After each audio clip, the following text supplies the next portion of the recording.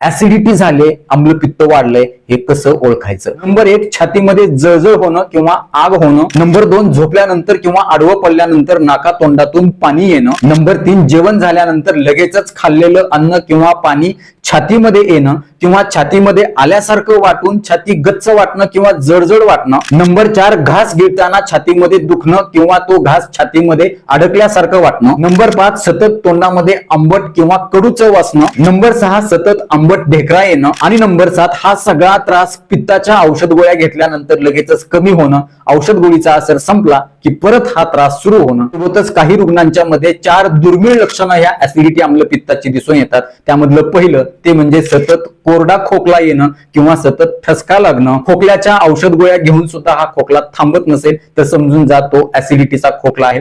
दुसरं लक्षण आहे दम्यासारखी लक्षणं याच्यामध्ये दिसून येतात. श्वास कोंडतो, दम गुदमरतो, श्वास घ्यायला त्रास होतो. फुफ्फुसामध्ये कुठलीही अडचण नसताना, त्याचा काहीही त्रास नसताना दम्यासारखी लक्षणं दिसत असतील तर ऍसिडिटी असू शकते. तिसरं लक्षण दाताच्या वरचं पांढरं आवरण निघून जाऊन दात खराब होणं, पिठी होणं, ठिसूळ होणं, ते सतत त्याचे तुकडे तुकडे पडणं. आणि चौथं लक्षण आहे अन्ननलिका अरुंद झाल्यामुळं घास अन्ननलिकेमध्ये छातीमध्ये अडकून